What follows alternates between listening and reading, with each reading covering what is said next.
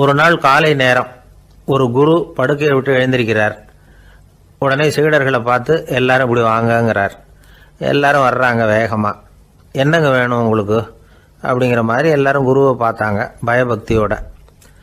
குரு அந்த சீடர்களை பார்த்து, இதை பாருங்கள், இப்போ நான் ஒரு சிக்கலான விவகாரத்தில் மாட்டிக்கிட்டு இருக்கிறேன், அதை நீங்கள் தீர்த்து வச்சா நல்லதுன்னார். சீடர்களுக்கு ஒன்றும் புரியல.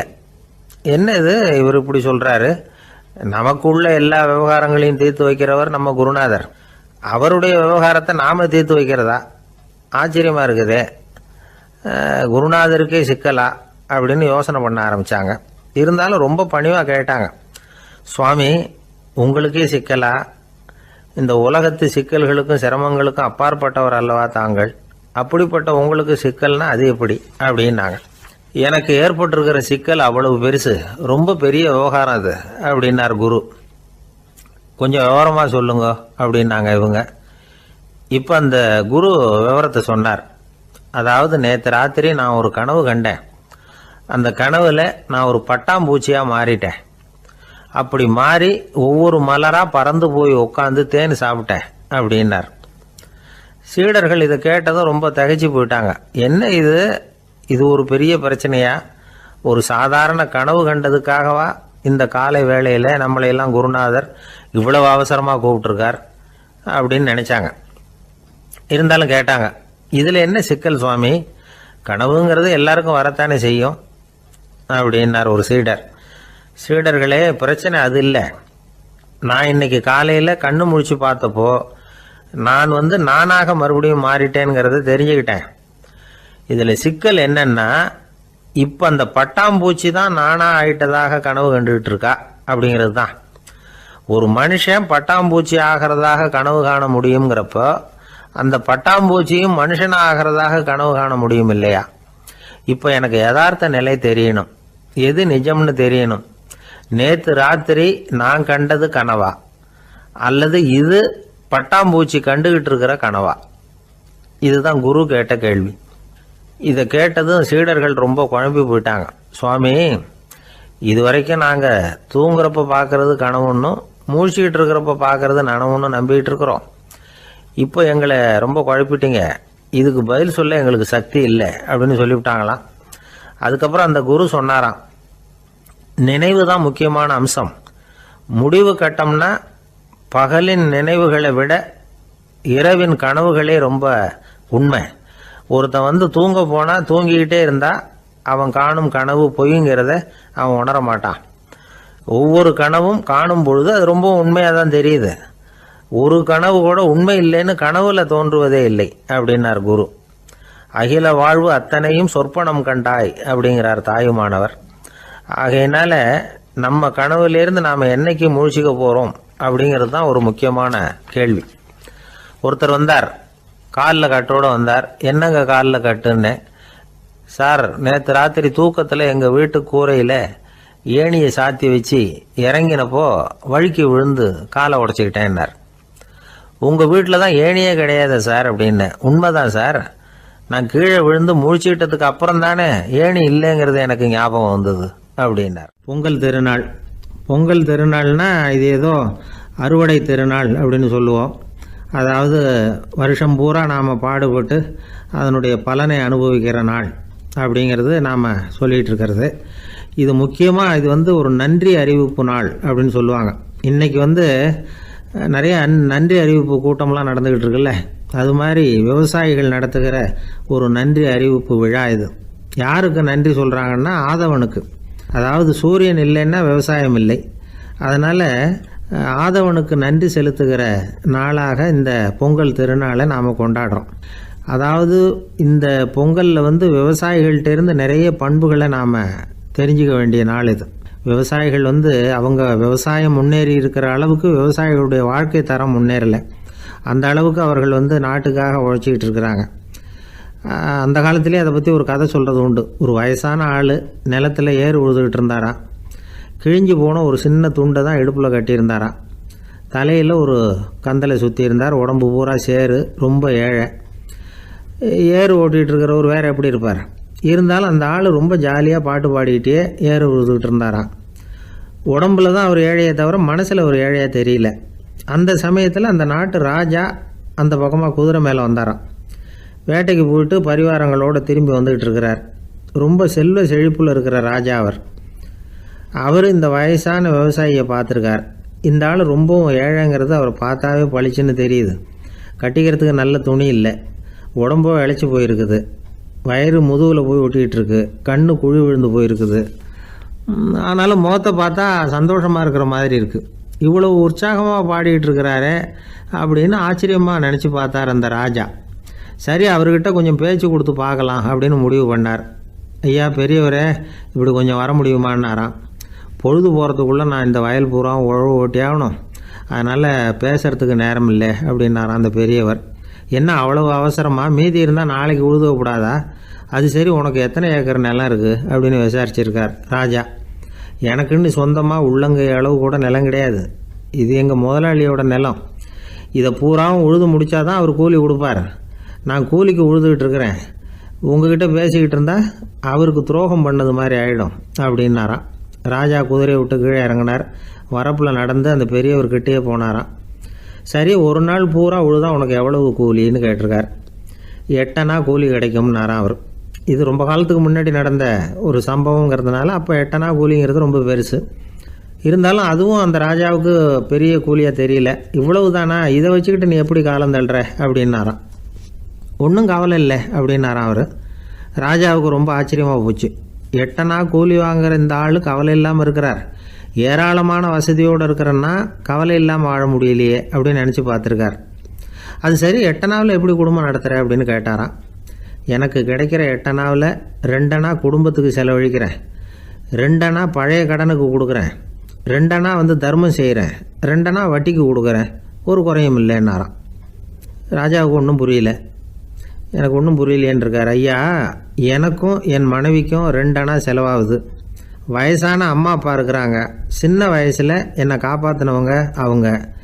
அந்த கடனுக்கு 2 அணா செலவாகுது, அது பழைய கடன். என் தங்கச்சி ஒருத்தி ஆதரவு இல்லாத நிலைமையில் தன்னுடைய மகனோட என் வீட்டில் வந்திருக்கிறா. அவளுக்கும் அவள் மகனுக்கும் 2 அணா செலவு பண்ணுறேன், அது தர்மம். எனக்கு 2 பிள்ளைங்க இருக்கிறாங்க, அவங்களுக்கு 2 அணா செலவு பண்ணுறேன், அது வட்டிக்கு கொடுக்கறது மாதிரி. பிற்காலத்தில் அவங்க எங்களை காப்பாற்றுவாங்க. அந்த வகையில் நான் திருப்தியோடு வாழ்ந்துக்கிட்டு இருக்கிறேன் அப்படின்னாராம். ராஜாவுக்கு அர்த்தம் புரிய ஆரம்பிச்சுதான். அந்த பெரிய நிலத்தை விலை கொடுத்து வாங்கி அந்த பெரியவருக்கே தானமாக கொடுத்துட்டாராம். இப்போ உழுதவருக்கே நிலம் சொந்தமாகிட்டுது. அன்னையிலேருந்து அரசனுக்கும் ஆறுதல் கிடைச்சிதான். இப்படி ஒரு கதை சொல்லுவாங்க. 8 அணா வருமானத்தை வச்சுக்கிட்டு எப்படி காலத்தை தள்ளுறதுன்னு சொல்கிறதுக்காக இந்த கதையை சொல்கிறதாக யாரும் தப்பாக நினச்சிக்கக்கூடாது. கிடைக்கிறத எப்படி பங்கு போடுறார், எப்படி திருப்தியாக வாழறார் அப்படிங்கிறது தான் முக்கியம். அது மாதிரி இன்றைக்கு இந்த பொங்கல் திருநாளில் உழவர்கள் மனசு மகிழ்ச்சியாக இருந்ததுன்னா அது எல்லாரும் மகிழ்ச்சியாக இருக்கிறது மாதிரி அர்த்தம். அதனால் அவர்கள்ட்டேருந்து நாம் பாடம் கற்றுக்கணும். சில உழவர்கள் தங்கள் நிலத்தில் விளையிறத தாங்கள் சாப்பிட மாட்டாங்க, அடுத்தவங்கள்ட்ட விற்றுட்டு சந்தையில் போய் வேறு அரிசி வாங்கிட்டு வந்து தான் இவங்க சாப்பிடுவாங்க. அப்படிப்பட்ட விவசாயிகள்லாம் இது உண்டு. பங்கிடுகிற பண்பை உழவர்கள்ட்டேருந்து கற்றுக்கொள்ளுங்கள் அப்படிம்பாங்க. ஒரு ஆள் நிம்மதியாக மகிழ்ச்சியாக இருந்தானா, உங்கள் நிம்மதிக்கும் மகிழ்ச்சிக்கும் என்ன காரணம்னு கேட்டிருக்கார் இன்னொருத்தர். என்கிட்ட இருந்தது பூராவையும் என் பிள்ளைங்களுக்கு சமமாக பங்கு போட்டு கொடுத்துட்டேன், எனக்குன்னு எதுவுமே வச்சுக்கல, அதுதான் நிம்மதிக்கு காரணம்ன்றிருக்கான். உங்ககிட்ட இருந்தது எவ்வளவு இருந்தது அப்படின்னு கேட்டிருக்காரு அவர். மொத்தமாக ஒரு 50,000 ரூபா இருக்கும் அப்படின்னு இருக்கான். அவ்வளவும் பணமாகவே இருந்ததா அப்படின்னு கேட்டிருக்காங்க இவங்க. இல்லைங்க, அவ்வளவும் கடன், அதை தான் பிரித்து கொடுத்துருக்கேன் பிள்ளைங்க கிட்ட அப்படின்னு நானும். அவன் ஒரு மனிதர், அவர் யாருக்கிட்டே தொலைபேசியில் பேசிகிட்டு இருக்கிறார். கொஞ்சம் தூரத்தில் நாம் நிற்கிறோம். எட்டத்தில் இருந்துக்கிட்டு அவரை கவனிக்கிறோம், அவர் ஃபோனில் பேசுகிறத. அவர் பேசுகிற வார்த்தைகள் என்ன அப்படிங்கிறது நம்ம காதில் விழலை. ஆனாலும் அவர் பேசிக்கிட்டு இருக்கிறது நல்ல செய்தியா கெட்ட செய்தியா அப்படிங்கிறத நம்மளால் யூகிக்க முடியும். மகிழ்ச்சியான செய்தியை பேசும்போது முகம் மலருது, புன்னகை பூக்குது. இதில் ஒன்று நீங்கள் கவனிக்கணும். தொலைபேசியில் நாம் பேசுகிறப்போ நம்மோட பேசுகிறவர் எதிரில் இல்லை. அவர் தொலைபேசி வழியாக நம்ம குரலை மட்டும்தான் கேட்க போகிறார், நம்ம முகத்தை அவர் பார்க்க போகிறதில்ல. அப்படி இருந்தும் அப்போ நம்ம முகம் ஏன் மலரணும் அப்படின்னா இதுதான் உடல் மொழி, பாடி லாங்குவேஜ் அப்படின்னு சொல்கிறாங்க.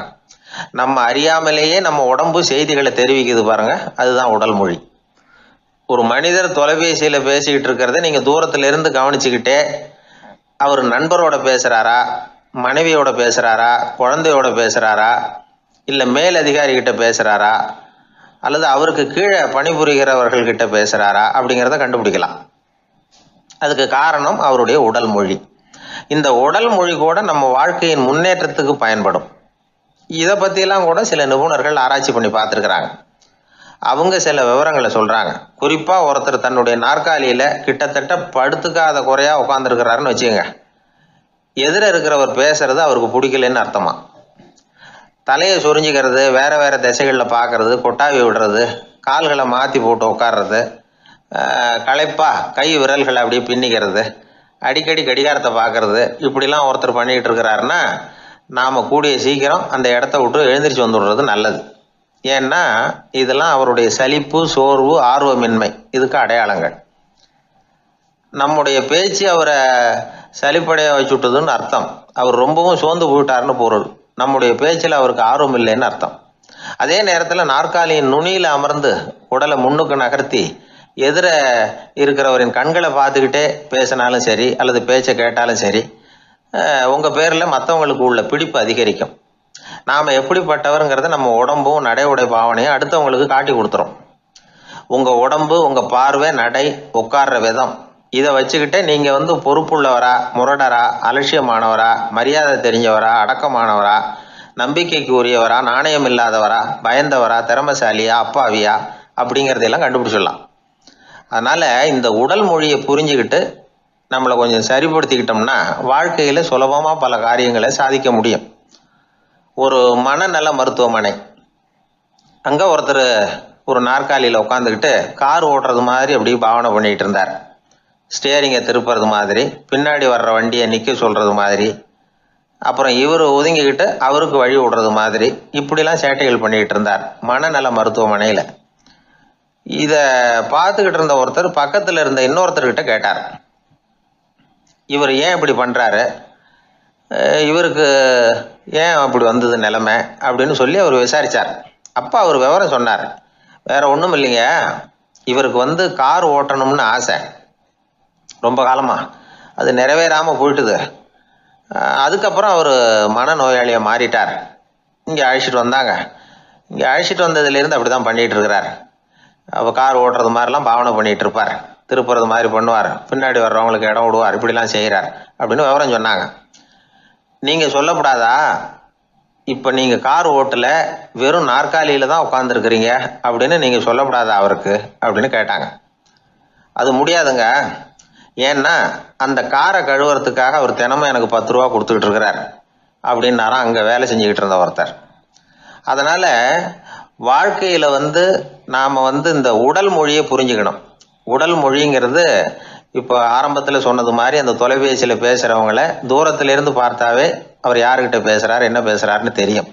நம்ம முகத்தை நல்லா வச்சுக்கணும். உடல் மொழியை நம்ம புரிஞ்சுக்கிட்டு பயன்படுத்த ஆரம்பித்தோம்னா எந்த முயற்சி பண்ணினாலும் அதில் வெற்றி நிச்சயம். ஒரு குழந்தை அம்மா கிட்ட போச்சு, அம்மா என்னை தூக்கிக்க. உடனே அந்த அம்மா அந்த குழந்தைய தூக்கி இடுப்புல வச்சுக்கிறாங்க. எந்த பக்கம் வச்சுக்கிறாங்க? இடது பக்கம். பொதுவா குழந்தைய தூக்குறவங்க யாரும் வலது பக்கம் இடுப்புல வச்சுக்கிறது இல்ல. விவரம் தெரியாத சில ஆம்பளைகளை அப்படி தூக்கி வச்சுக்கிட்டு அலையிறது உண்டு. ரொம்ப காலமாவே குழந்தைகளை இடுப்புல இடது பக்கமா வச்சிருக்கிற பழக்கம் தான் இருந்து வந்திருக்குது. இதுக்கு ஆய்வாளர்கள் என்ன காரணம் சொல்றாங்க தெரியுமா? அப்படி இருந்தாதான் குழந்தை சொல்றத, குழந்தை நினைக்கிறத தாயினால நல்லா உணர முடியுதாம். இடது பகுதி ஆட்சி பண்றது, குறிப்பா காதின் தலைமையாக இருக்கிறது வலது பக்கம் தான். அதனால தாய் குழந்தைக்கு பதில் சொல்லவோ, அது என்ன கேக்குதுங்கிறத சீக்கிரமா புரிஞ்சுக்கிட்டு நடந்துக்கவோ அதுதான் சௌரியம் அப்படின்னு ஆய்வாளர்கள் இதுக்கு காரணம் சொல்றாங்க.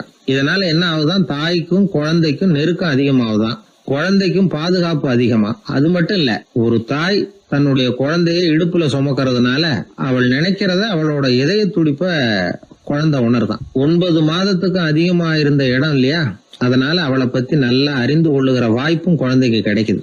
நம்ம முன்னோர்கள் ரொம்ப காலத்துக்கு முன்னாடியே வலது கையை பார்க்க ஆரம்பிச்சிட்டாங்களாம். அவங்க பயன்படுத்திய கல் ஆயுதங்கள்லாம் வலது பக்கமா தான் தீட்டப்பட்டிருக்குது. அதுல இருந்து நமக்கு என்ன தெரியுதுன்னா வலது கையை தான் உபயோகப்படுத்தி இருக்கிறாங்கிறது தெரியுது. இப்படி எல்லாம் இருந்தா கூட இன்னைக்கு நம்மள 10ல் ஒருத்தருக்கு ஒரு பழக்கம் உண்டு, அது இடது கை பழக்கம். ஆனாலும் 2 கைகளும் ஒற்றுமையா இருக்கிறதுக்கு தான் ரொம்பவும் முயற்சி பண்ணுதான். இப்போ வலது கை பழக்கம் உள்ளவங்க பேசுறதுக்கு எழுதுறதுக்கு செயல்படுத்துற தலைமையகம் தலையின் பின்புறம் பிடரியில் இருக்குது. இடது கை பழக்கம் உள்ளவங்களுக்கு மூளையில 2 பக்கங்கள்லயும் தலைமையகம் இருக்குது. இது விஞ்ஞானிகள் சொல்றது. எத்தனையோ மேதைகள் இடது கை பழக்கம் உள்ளவங்களா இருந்திருக்கிறாங்க. அமெரிக்க மேதை பெஞ்சமின் பிராங்க்லின், இத்தாலிய ஓவியர் லியோனார்டோ டாவின்சி, இப்படி நிறைய பேர் இருந்திருக்கிறாங்க, இப்பவும் இருக்கிறாங்க. காலங்காலமா இயல்பாவே இடது கை பழக்கம் இருந்து வந்திருக்குது. அப்படி இருக்கிறப்போ வலது கை எப்போ இடது கைய வென்றது, ஜெயிச்சது அப்படிங்கிற விவரம் இன்னமும் யாருக்குமே புரியல. ஆய்வாளர்களுக்கும் புரியல. அவங்களும் யோசிச்சுக்கிட்டு இருக்கிறாங்க. உலகம் இடது பக்கமா தான் சுத்துது. வானத்துல இருக்கிற வெள்ளி வீதி, அப்புறம் அணுவுல இருக்கிற துணுக்குகள், உடம்புல இருக்கிற அமினோ அமிலம், இப்படி எல்லாமே இடதுபுறமா தான் இயங்கிட்டு இருக்குது. இவ்வளவு செய்திகள் இடது கைக்கு ஆதரவா இருக்கிறப்போ அது எப்படி வலது கை கிட்ட ஏமாந்தது அப்படிங்கிற ரகசியம் இன்னமும் யாருக்கும் தெரியலையா. இது சம்பந்தமா ஆராய்ச்சி பண்றவங்களுக்கு இது இன்னமும் ஒரு பிரச்சனையா தான் இருக்குதான். இப்படி இடது கை ஒதுங்கிட்டதுனால இப்பெல்லாம் வலது கைக்கு தான் மரியாதை அதிகமா போச்சு. ஒரு ஆசாமி இடது கையில கட்டு போட்டுட்டு வந்தானா, கையில என்னப்பா கட்டுன்னு விசாரிச்சிருக்கிறார் ஒருத்தர். ஒரு இயந்திரத்தை பிரிச்சு ரிப்பேர் பார்த்துக்கிட்டு இருந்தேன், மறுபடியும் அதை ஓட விட்டு பாக்குறப்போ இடது கை விரல் மாட்டிக்கிட்டது, அதுதான் கட்டு அப்படின்னு இருக்கான். நல்ல வேளை வலது கை மாட்டியிருந்தா உன்னால சாப்பிட கூட கஷ்டமா போயிருக்குமே அவர். இதுக்கு அவன் சொன்னானா, முதல்ல வலது கை தாங்க மாட்டிக்க இருந்தது, நான் தான் உடனே புத்திசாலித்தனமா அதை இழுத்துக்கிட்டு இடது கையை கொடுத்தேன் அப்படின்னு இருக்கான். இவன் எப்பேற்பட்ட புத்திசாலி பாருங்க. இந்த வலது கை இடது கைங்கிறத பத்தி அறிவியல் ஆராய்ச்சி ஒரு பக்கம் இருந்தாலும் கை சுத்தமா இருக்கணும், இது வாழ்க்கைக்கு முக்கியம். உண்மை, உழைப்பு, நேர்மை இதெல்லாம் இருந்தாதான் வாழ்க்கையில முன்னேற முடியும். அதனால இந்த இடது கை பழக்கம் வலது கை பழக்கம் எது எப்படி இருந்தாலும் அது ஒருத்தருடைய புத்திசாலித்தனத்தை பாதிக்கிறது இல்ல. அதனால வாழ்க்கையில முன்னேறதுக்கு இது ஒரு இடைஞ்சலா இருக்கிறது இல்ல. நாம நம்ம உடம்பையும் புரிஞ்சுக்குவோம், மனசையும் புரிஞ்சுக்குவோம். அப்படி புரிந்து கொண்டு வாழ்க்கையில முன்னேறுவோம். ஒரு கோவில்ல ஆன்மீக சொற்பொழிவு நடந்துகிட்டு இருக்குது. ஒரு பெரியவர் பேசிக்கிட்டு இருக்கார். கடவுளை பத்தியும் சொர்க்கத்தை பத்தியும் மனுஷனை பத்தியும் அவர் விவரமா பேசுறார். எல்லாரும் உட்கார்ந்து கேக்குறாங்க. அந்த கூட்டத்துல ஒரு தத்துவ ஞானியும் உட்கார்ந்து இருக்கிறார். அவரு அவருடைய நண்பர். பேசி முடிச்சதும் அந்த பெரியவர் மேடையை விட்டு இறங்கினார். நேரா அந்த தத்துவ ஞானி கிட்ட வந்தார். எப்படி இருந்தது என்னுடைய பேச்சு அப்படின்னு கேட்டார். நீங்க பேசினது ஒண்ணுக்கு ஒண்ணு முரண்பாடா தெரிஞ்சது அப்படின்னாரா இவரு. நான் என்ன அப்படி தப்பா பேசிவிட்டேன் அப்படின்னாரா அவரு. கடவுளை நம்புகிறவன் சொர்க்கத்துக்கு போவான்னு சொன்னீங்க, அப்புறம் நல்ல விதமா வாழறவன் சொர்க்கத்துக்கு போவான்னு சொன்னீங்க அப்படின்னாராம். இதுல என்ன முரண்பாடுன்னு கேட்டிருக்காரு அவர். இதுலதான் முரண்பாடு தெரியுது எனக்கு. அதாவது இங்க ஒருத்தன் எல்லா தப்பும் பண்ணிட்டு இருக்கிறான், அவன் கடவுளை நம்பினான்னா அவன் சொர்க்கத்துக்கு போவானா? இது என்னுடைய முதல் கேள்வி. இல்லைன்னா ஒருத்தன் எந்த தப்பும் பண்ணல, ரொம்ப ஒழுங்கா வாழ்ந்துகிட்டு இருக்கிறான், ஆனா அவன் கடவுளை நம்பல, அவன் என்ன நரகத்துக்கு தான் போவானா? கடவுள் நம்பிக்கை உள்ள ஒரு திருடன் என்ன ஆவான், எங்க போவான்? கடவுள் நம்பிக்கையே இல்லாத ஒரு நல்லவன் என்ன ஆவான், எங்க போவான்? ஒருத்தன் இங்க கடவுள் நம்பிக்கையோட வாழறது முக்கியமா அல்லது நல்லவனா வாழறது முக்கியமா? இதுதான் இவர் கேட்ட கேள்வி. இதை கேட்டதும் அந்த பெரியவர் குழம்பி போட்டார். அவர் சொன்னது நியாயம் தானே. கடவுளை நம்புறவன் தான் சொர்க்கத்துக்கு போவான்னா பேசாம கடவுளை நம்பிக்கிட்டு இந்த உலகத்துல எல்லா தப்பும் பண்ணிட்டு இருக்கலாமே. பேச்சாளர் குழப்பத்தோட வீட்டுக்கு போனார். படுத்து தூங்கினாரு. ஒரு கனவு வந்தது. கனவுல அவர் ஒரு ரயில்ல வேகமா போயிட்டு இருக்கிறார். எதிரில் உட்கார்ந்து இருக்கிறவரை பார்த்து நாம இப்ப எங்க போறோம்னு கேட்டார். சொர்க்கத்துக்கு போயிட்டு இருக்கிறோம் அப்படின்னாங்களாம். ரயில் போய் நின்னுது. இவர் இறங்கினார். இங்க கௌதம புத்தர் இருப்பார், சாக்ரட்டிஸ் இருப்பார், அவங்கள பாக்குறதுக்கு ஒரு நல்ல வாய்ப்பு அப்படின்னு நினைச்சுக்கிட்டே அங்கேயும் இங்கேயும் பார்த்தார். அங்க யாருமே இல்ல. ஒரே பாலைவனம் மாதிரி இருக்குது. பச்சை இல்ல, பசுமை இல்ல, பூக்கள் இல்ல, மரம்லாம் மொட்டையா நிக்குது. எலும்பும் தோலுமா சில முனிவர்கள் அங்கேயும் இங்கேயுமா உட்கார்ந்து இருக்கிறாங்க. இவர் அவங்க கிட்ட போய் இந்த புத்தர், சாக்ரட்டிஸ் இவங்க எல்லாம் எங்க இருக்கிறாங்கன்னு கேட்டாராம். அப்படி யாரும் இங்க இல்லையே, அவங்க எல்லாம் யாரு அப்படின்னு திருப்பி கேட்டிருக்கிறாங்க. இவருக்கு அதிர்ச்சியா போச்சு. அப்படின்னா அவங்க எங்க போயிருப்பாங்க? உடனே ரயில் நிலையத்துக்கு ஓடி வந்தார். அப்பதான் நரகத்துக்கு ஒரு ரயில் புறப்பட்டு இருந்தது. அங்க இருந்து அதுல ஏறி உட்கார்ந்தார். ரயில் வேகமா போச்சு. நரகம் நெருங்க நெருங்க காற்று குளிர்ச்சியா வீச ஆரம்பிச்சுதான். வெளியில பசுமையா இருந்துதான். அழகான மலர்கள், அழகான நீர்நிலைகள், நந்தவனங்கள், ரொம்ப அருமையா இருக்குது. ரொம்ப அங்க இருந்தவங்க எல்லாம் ரொம்ப மகிழ்ச்சியா உல்லாசமா வேற இருந்திருக்கிறாங்க. எங்க பார்த்தாலும் ஆடல் பாடல் உற்சாகம். இவர் ரயில விட்டு இறங்கினார். அவருக்கு சந்தேகம், இதுவா நரகம் அப்படின்னு விசாரிச்சிருக்காரு. ஆமா, இதுதான் நரகம்னாங்களாம். எனக்கு ஒரு சந்தேகம் இருக்காரு, என்னன்னு கேட்டிருக்காங்க. கௌதம புத்தரும் சாக்ரட்டிஸும் லாவோஸும் இவங்க மாதிரி இன்னும் பல பேரும் கடவுள் நம்பிக்கை இல்லாதவங்க, அவங்க எல்லாம் இங்க இருக்கிறாங்களா அப்படிங்கறதுதான் என்னுடைய சந்தேகம் அப்படின்னாராம். இப்ப அவங்க சொல்லியிருக்கிறாங்க, இப்ப நீங்க பாக்குறீங்களே பசுமையும் பச்சை பயிர்களும் ஆடல் பாடல்களும் அழகிய மலர்களும், இது எல்லாமே கௌதம புத்தரும் சாக்ரட்டிஸும் அது மாதிரி மகான்களும் இங்க வர ஆரம்பிச்ச பிறகுதான் உண்டாக ஆரம்பிச்சது. இந்த பிரதேசத்தை அவங்க அப்படியே மாத்திவிட்டாங்க. இப்போலாம் இங்க இருக்கிறவங்க யாரும் சொர்க்கத்துக்கு போறதுக்கே ஆசைப்படுறது இல்ல அப்படின்னாங்களாம். இந்த அதிர்ச்சியிலேயே அந்த பெரியவர் கனவு கலைஞ்சி முடிச்சுக்கிட்டார். இதுல இருக்கிற கருத்து என்னன்னா, நல்லவர்கள் எங்க இருக்கிறாங்களோ அந்த இடத்துக்கு பேர் தான் சொர்க்கம். சொர்க்கம் நரகம்ங்கிறதெல்லாம் ஆன்மீக பண்புகள், அவ்வளவுதான். ஒரு ஊர்ல 2 இணைபிரியாத நண்பர்கள். ஒருத்தன் கேட்டான், இப்ப கடவுள் நம்ம முன்னாடி உங்க 2 பேர்ல யாராவது ஒருத்தர் மட்டும் என்னோட சொர்க்கத்துக்கு வரலாம் அப்படின்னு கூப்பிட்டா நீ என்ன சொல்லுவேன்னு கேட்டானா. இவன் ரொம்ப பெருந்தன்மையா உன்னையே அழைச்சிட்டு போக சொல்லிடுவேன் அப்படின்ட்டு இருக்கான். அப்படின்னா உனக்கு சொர்க்கம் வேணாமான்னு கேட்டிருக்கான் அவன். நீ என்னை விட்டுட்டு போனாவே அப்புறம் இந்த பூலோகமே எனக்கு சொர்க்கம் தாண்டா அப்படின்னு நானா இவன். அவர் ஒரு பெரிய குடும்பத்துல பிறந்தவர். இருக்கிற சொத்துக்கள் எல்லாத்தையும் வாரி வழங்கி விட்டு காட்டுக்கு புறப்பட்டார் தவம் செய்யறதுக்காக. இருந்தது ஊராவும் கொடுத்துட்டார். இனிமே எதுவுமே இல்லை கொடுக்கறதுக்கு. அப்போ கடைசியா ஒருத்தன் கையை நீட்டினானா, ஐயா ஏதாவது கொடுங்கன்னு இருக்கான். அவர் பார்த்தார், கட்டி இருக்கிற வேட்டியை தவிர வேற எதுவுமே இல்லை. 8 முழம் பட்டு வேட்டி ஜரிகை கரையோடு இருக்குது. கடைசியாக அதை தான் எடுத்துக்கிட்டு அவர் புறப்பட்டு இருக்கார். அவர் பார்த்தார், எதிரில் அவன் பரிதாபமாக நின்றுட்டு இருக்கிறான். அந்த 8 முழ வேட்டியை 2ஆ கிழிச்சார். 4 முழத்தை அவங்ககிட்ட கொடுத்தாரு. மீதி 4 முழத்தை தன்னுடைய இடுப்புல கட்டிட்டு அவர் காட்டுக்கு போயிட்டார். இவன் என்ன பண்ணான் தெரியுமா? கையில் கிடைச்ச 4 முழத்தை எடுத்துக்கிட்டு கடை வீதிக்கு போனான். பழைய பட்டு வேட்டி ஜருகை இதெல்லாம் விலைக்கு வாங்குற வணிகர் ஒருத்தர் இருக்கார். அவர்கிட்ட போனான். இதை விலைக்கு எடுத்துக்கிறீங்களா அப்படின்னு கேட்டிருக்கான். அவர் வாங்கி பார்த்துருக்கார். ஆஹா, இது ரொம்ப அருமையான வேட்டி, விலை உயர்ந்த ஜருகை, இது ஏது உனக்கு அப்படின்னு கேட்டாரான். அவன் நடந்தது சொல்லியிருக்கான். அப்படின்னா ஒன்று செய்ய, இந்த வேட்டியோட இன்னொரு பாதியையும் மெதுவாக வாங்கிட்டு வந்துரு, உனக்கு நிறைய பணம் தர்றேன் அப்படின்னாரான் அந்த வணிகர். இவன் கொஞ்சம் யோசனை பண்ணி பார்த்தான். கொஞ்சம் இருங்கத்தை வந்துடுறேன் அப்படின்னு சொல்லிவிட்டு நேராக காட்டுக்கு போனான். அவர் எங்கே இருக்காருன்னு தேடி கண்டுபிடிச்சான். அவர் ஒரு இடத்துல தவக்கோலத்தில் இருக்கிறார். கட்டியிருந்த இடவேட்டியும் அவர் அறியாமல் நழுவி கீழே விழுந்து கிடக்குது. இவனுக்கு ரொம்ப வசதியாக போச்சு. அவரை கேட்க வேண்டிய அவசியமே இல்லை. மெதுவாக சத்தம் போடாமல் அடி மேலே அடி வச்சு நெருங்கினான். அவர் கண்ணை மூடிக்கிட்டு அவர் பாட்டு நின்றுட்டு இருக்கிறார். இவன் மெதுவாக போய் கீழே கிடந்த அந்த துணியை எடுத்துக்கிட்டு சத்தம் போடாமல் திரும்பி நடந்தான். ஒரு 2-3 அடி எடுத்து வச்சிருப்பான். அப்படி ஓட ஆரம்பிக்கிற சமயத்தில் அவன் காலில் கீழே கிடந்த முள்ளு ஒன்று நறுக்குன்னு தச்சு விட்டுது. வலி தாங்க முடியாமல் அம்மான்னு கத்தியிருக்கான். இந்த சத்தத்தினால கண்ணை மூடி நின்றுகிட்டு இருந்த அவரோட தவம் கலைஞ்சது. மெல்ல கண்ணை திறந்து பார்க்குறார். தன் இடையில இருந்த வேட்டி அவன் கையில் இருக்கு. இப்போ அவர் நினைக்கிறார், என்ன நினைக்கிறாருன்னா, இந்த வேட்டி மீது நான் வைத்த ஆசையல்லவா அவனை திருடனாக ஆக்கி விட்டது அப்படின்னு நினைச்சாராம். இந்த வேட்டி மேல நாம வச்ச ஆசை அவனை திருடும்படி ஆகிவிட்டதே அப்படின்னு நினைச்சாராம். இது எப்பேற்பட்ட மனநிலை அப்படிங்கிறத கொஞ்சம் யோசனை பண்ணி பாருங்க. தான் ஒரு பொருள் மேல வச்ச பற்று இன்னொரு மனிதன் திருடனாக ஆகிறதுக்கு காரணம் ஆயிட்டுதேன்னு நினைக்கிறார். அப்படி நினைச்ச அந்த பெரியவர் யார் தெரியுமா? அவர் தான் மகாவீரர். இழந்துட்டேங்கிறிய, நீ என்னத்தை கொண்டுகிட்டு வந்த எங்க இழந்துடுறதுக்கு? நீ என்னத்தை உண்டாக்குன இது அழிஞ்சுட்டுதுன்னு சொல்றதுக்கு? இதுதான் அவருடைய சிந்தனை. இன்றைக்கு நம்ம சிந்தனையெல்லாம் வேற மாதிரி இருக்குது. ஒருத்தன் நடுத்தருவில் உட்காந்து அழுதுகிட்டு இருந்தான். அந்த வழியா வந்தவர் ஒருத்தர், ஏன்பா அழறேன்னு கேட்டாராம்.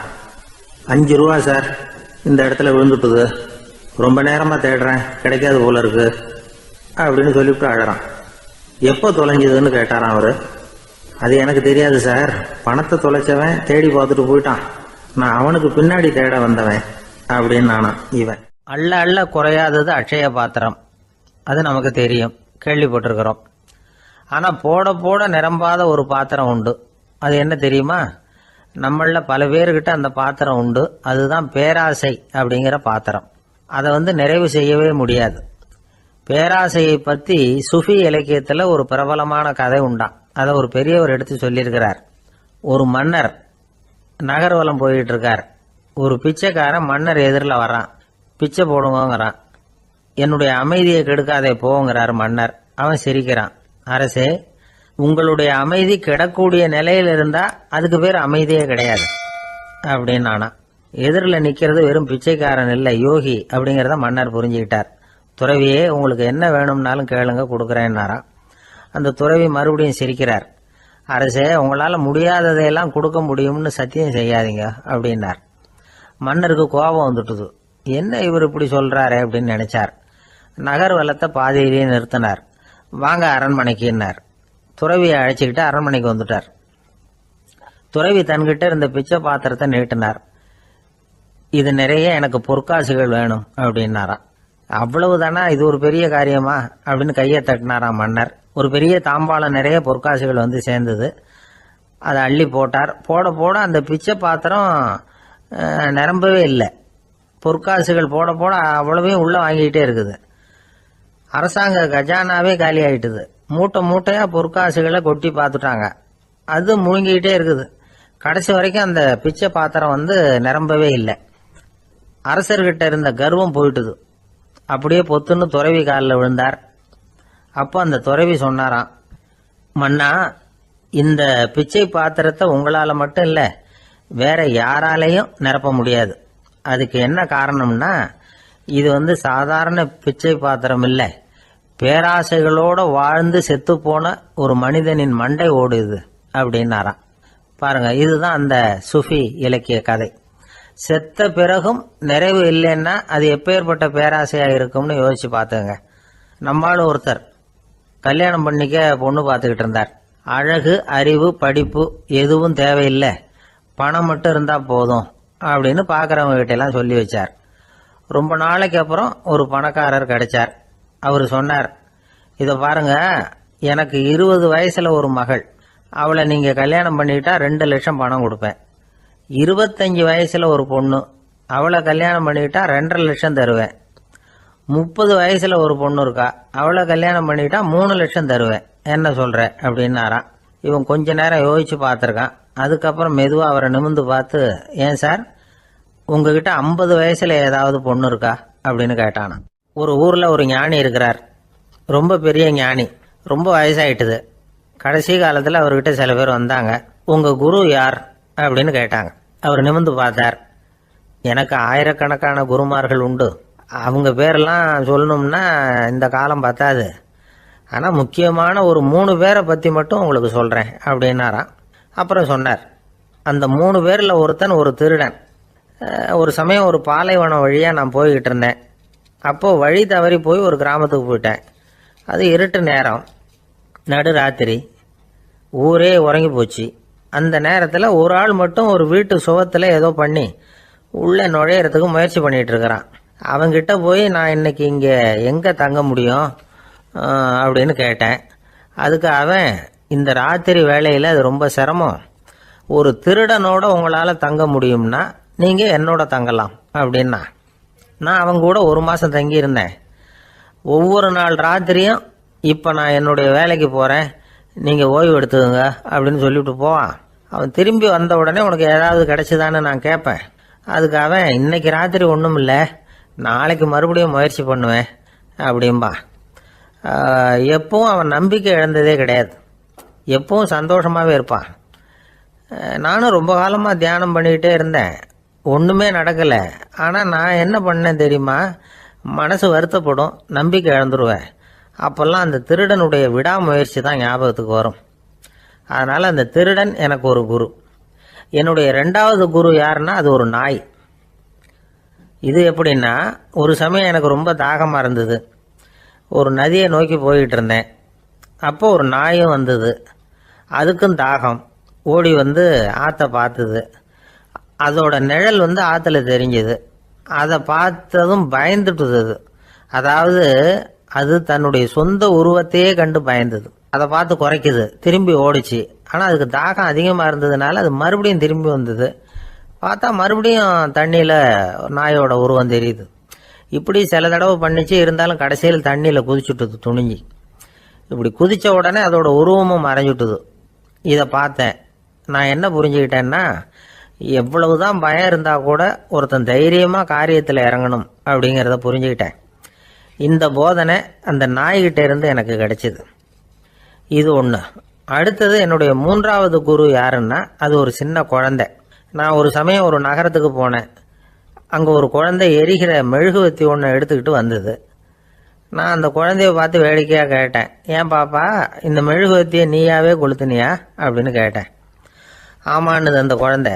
சரி, இந்த மெழுகுவத்தி முன்னாடி எரியாமல் இருந்தது, இப்போ எரியுது. இந்த மெழுகுவத்திக்கு வெளிச்சம் எங்கேருந்து வந்தது, அதை எனக்கு காட்ட முடியுமா அப்படின்னு கேட்டேன் அந்த குழந்தைகிட்ட. இதுக்கு அந்த குழந்தை சிரிச்சுக்கிட்டு அந்த மெழுகுவத்தியை ஊதி அணைச்சுட்டுது. அதுக்கப்புறம் என்னை பார்த்து கேட்டுது, இப்போ இந்த மெழுகுவத்தியின் வெளிச்சம் போனதை பார்த்தீங்க இல்லையா, அது எங்கே போச்சுன்னு எனக்கு சொல்லுங்க அப்படின்னுது. அந்த குழந்தை இப்படி கேட்டதும் என்கிட்ட இருந்த ஆணவம் அழிஞ்சுட்டுது. நான் படித்ததெல்லாம் அந்த வினாடியில் சுக்கு நூறாக போயிட்டுது.